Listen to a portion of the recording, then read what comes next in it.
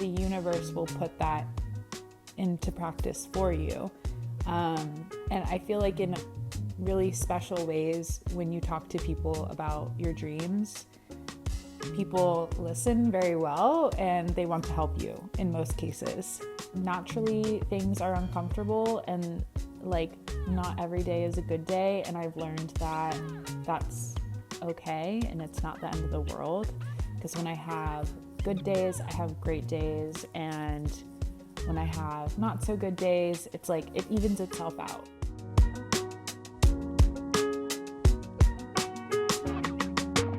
Hey, so I'm doing a little talking video today. This is definitely not my style. I watch a lot of these videos on YouTube and love the information that I get from them. But I'm going to try to be as authentic in this video as well. And yeah, just see where it goes, see if I like doing this type of content. Because I've been thinking about this for a while, that I've like wanted to just do like sitting down talking videos and then maybe like add some like cinematic type shots. And I've like talked to friends about it, and I think it's just good to start with something and see how it goes and go from there. But I think today I wanted to talk about something that I just think about a lot, and that is big changes. And I think the season of life I'm going through right now has been like a ton of big changes in a very small amount of time. I moved from where I was living before in Florida to Atlanta. Like ended a relationship because I moved. And it was also the reason why I was moving too. And started a new job, a brand new job, and basically had to build my community and my friendships from the ground up. And navigating that has been really hard. Just in the past, I think I've been here about 9 months. I've been in Atlanta, and yeah, it's not for the weak at heart, I will say. But I think what I wanted to talk about and just kind of see where it goes is like when like the fear behind taking these big steps to make a big change like that, and the fear behind the unknown, and just not even really taking the steps because we're so comfortable in the life that we have. I will say in my circumstance, I wasn't comfortable, and I knew that, so that's why I was like kind of made the decision to move. But I think with these big changes that have, you know, occurred, and that maybe like someone is thinking of moving or like starting a new job, or maybe you want to quit your current job and start like a new endeavor, like you want to be an entrepreneur, or you want to like freelance for a bit, or you want to do something completely different. Maybe you want to become a mother. Maybe you're in a situation where your partner can completely, you know, cover your living costs, and, you know, like thinking of these big changes and just like the thought process behind that. And, you know, what does that mean? Like, what does that look like for us? And so I guess when I come on here and like I'm talking about all of this, there's a few things that go through my mind, right? So I want to like be a person that can share advice with people, but also just kind of like as I feel like I can be a teacher, I want to also like continue working on the things that I'm working on. Definitely don't claim to be a perfect person. I don't think anyone really claims to be. So I think we're all always trying to self-develop and do all of these self-improvement things and tactics and strategies. And maybe this is something like that for me. I don't really know. I'm just kind of going into it because I had a feeling that I wanted to do this, and I'm following that feeling. I think a lot of what people are afraid of is that unknown. And so it's like you're kind of following this idea of what you imagine what it's going to be like, but there's no guarantee it's going to be like that. And I think a lot of people, including myself and people I've talked to, we like live in our heads. So our imagination and our fantasies are kind of like what drive us. And I love that part of ourselves and myself. And I think separately that is like derived from like things that can happen in your childhood. But when I say that, I mean like living in your head. But I think having those fantasies and imaginations about what your life could look like is super positive and can be amazing, especially if you like put that thought into practice and start like manifesting what you want it to look like. With the changes and with those steps that you take, like it's going to feel so different and different than what you've been doing for so long, because you're so used to your old life. And so I think that in of itself is like considered a growing pain. And whenever I've thought of growing pains, it's always something where it's like I don't really want to deal with this. Like if it's like actual physical growing pain, it's like, you know, take some ibuprofen. Like I don't want to, like this is painful. Like obviously I want to get rid of this. But a lot of times, and what I've learned through this process of these big changes happening is like, it's important to like sink into those feelings, and just kind of like ruminate on them and sit on them. Because I've noticed a lot of times, like with the whole action of taking ibuprofen, it's like I'm escaping from that painful feeling. Cause obviously like pain isn't positive. It's not that it's positive. It's just that it doesn't feel good. It's the opposite of pleasure. And so, yeah, I think it's important to sit in those feelings and just like continue to think about, you know, when you're in these situations that you want to make a change and you end up making the change and you're feeling uncomfortable. Obviously you're uncomfortable because it's a huge change. And maybe it won't feel comfortable again for a very long time, and that's okay.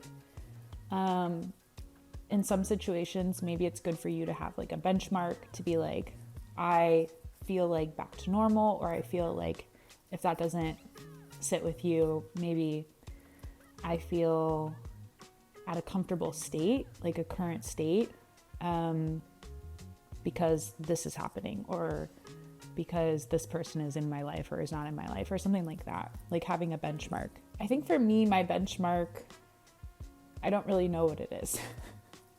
I think when I have kind of processed everything that I've gone through in the past 9 months, I think a benchmark that really comes to mind is just like my peacefulness at home. Like I feel very safe at home, in my home. I think having that peacefulness is something that I sink back into, or I go back into when I'm in situations where I feel anxious, or like I just need to get back to my being. Like I need to be in my safe space so I can be myself. And I think having my home and having that has been like a huge thing for me. So for example, if I was going to talk to somebody that was like, I want to move to New York City, but I'm really nervous and I don't know if I should do it.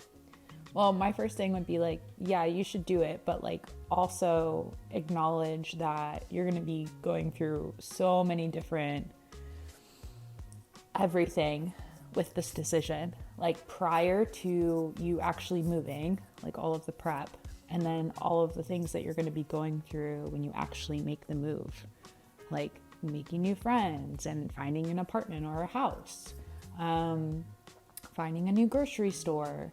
For me, I was like, my friends are so important. Like, I need to know that I have connections, because otherwise, like, I feel like I would go crazy just being with myself all the time. And so, like, after the first month of living here, I was like, I just really want more connection. So I downloaded Meetup, and I've met most of my friends through just doing different events through there. So going back to that person, this hypothetical person that's moving to New York, it's like, you have to think about all of the things that are involved in this decision. And I think that has a negative connotation to it, but in the same way, like, you're making this huge change. And if this is what you want, if this is where you feel drawn to, then why not try it, or go visit for a little bit and see if your body feels connected to the environment and to the people. Go to like a local grocery store and see if like this is something where you could see yourself, really incorporating into your days, into your daily practice. And then of course, like, the job thing is like a huge part of it too. So, or if you're in college, think about like the cost of living. So when I moved here, I had a job set up already, and I had kind of like my budgeting all set up, and I felt good in that because I had done so much prep in terms of like, okay, so this is how much I'm going to be getting paid in this job, and this is like my comfortable budget, and I can afford an apartment at this rate, and like, I'm going to spend this much a month on groceries and like eating out. So it was like I had it already planned out. Yeah, so anyway, going back to that person, I would encourage them to just think about it more and like journal about it and meditate about it and talk to your friends about it. Because I feel like when you're really thinking actively and out loud about something that you want, then it's like the universe will put that into practice for you. And I feel like in really special ways, when you talk to people about your dreams, people listen very well and they want to help you in most cases. And so I think a lot of times just talking about it can catapult people into whatever that they want to do. And of course, like, there's other things you have to consider, like making the moves to do it, and if you have money.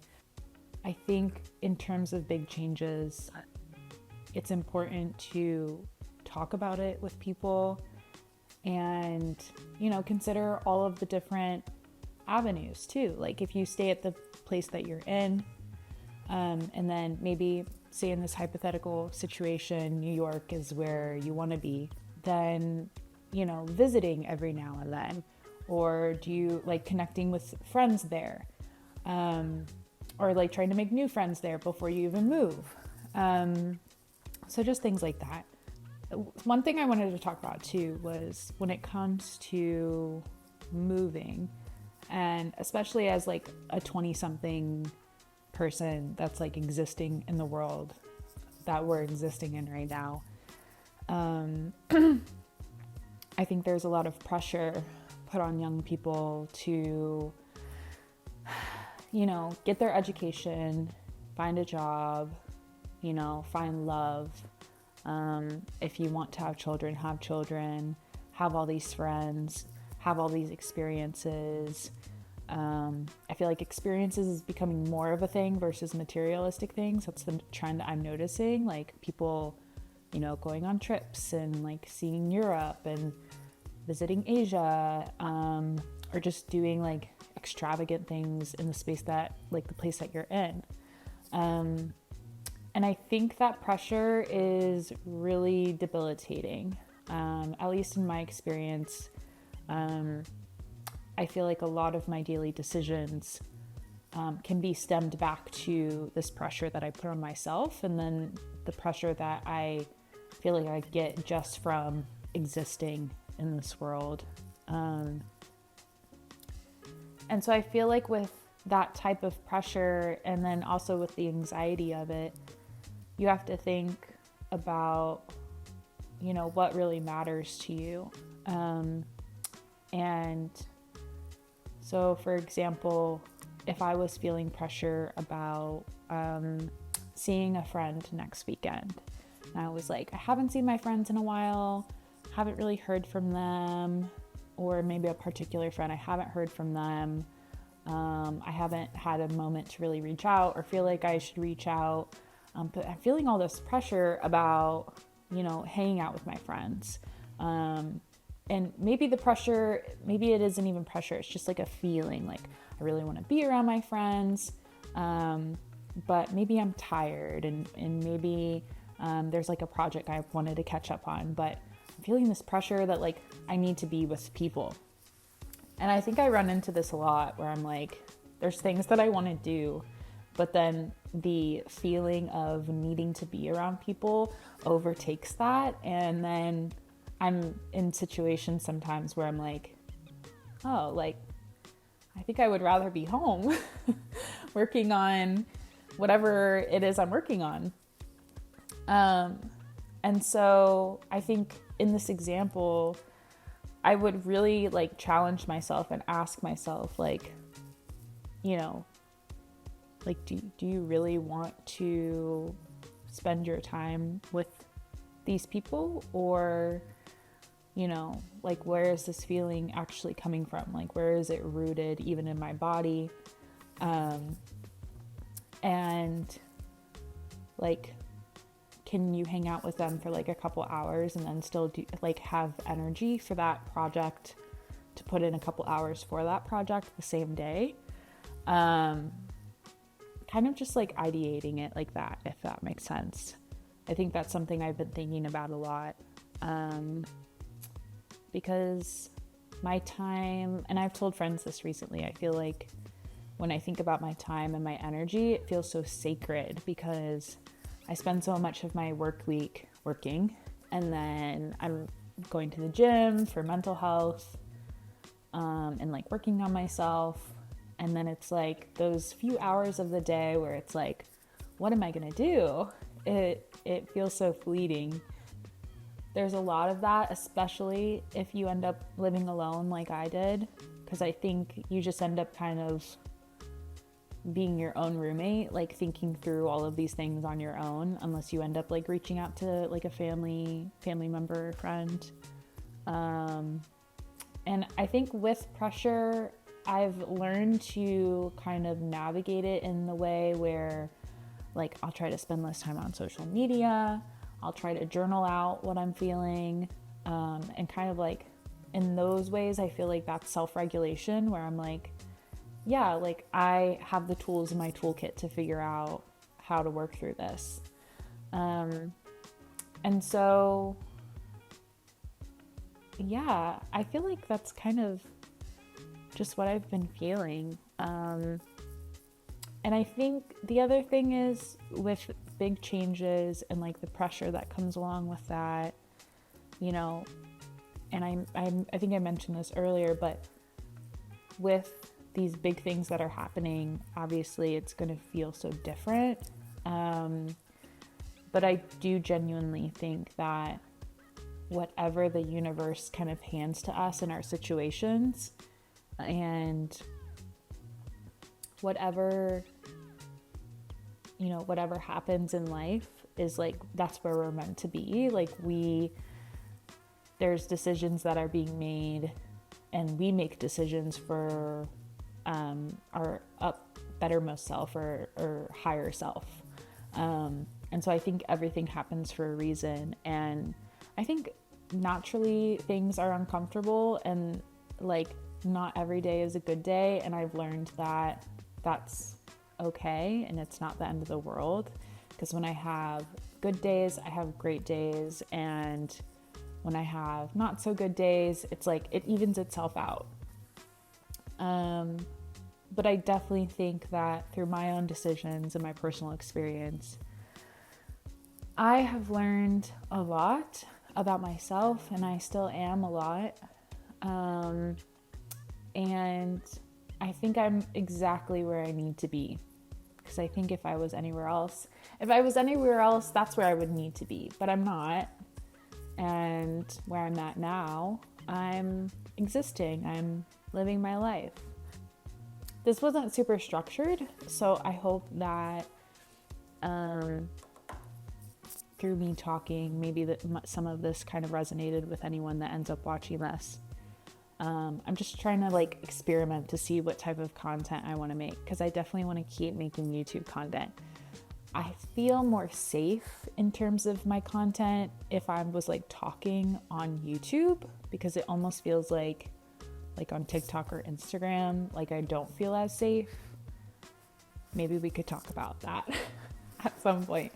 But I've also been on YouTube for so many years, and I love this type of content of people talking and like not even just sharing their opinions, but like life advice. And I had recently watched this girl's video. What is her name? On YouTube, her name is Learn Julie. And I watched her video, How Not to Sell Your Soul to the Internet, a tutorial.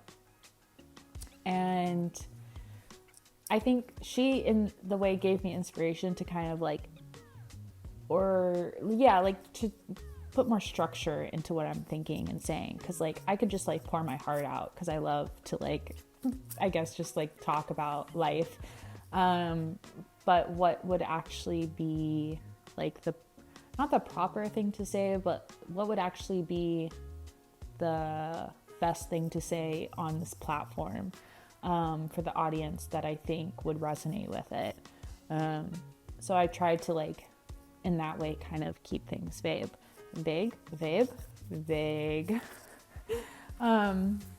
But you guys will have to tell me what you think of this format, and if you enjoy this type of video, or if you have any recommendations, anything really helps. So I will possibly make more videos like this. We'll see. But I am curious about the feedback from people. So thank you, everyone, if you did end up watching to the end. And we'll talk soon. Bye.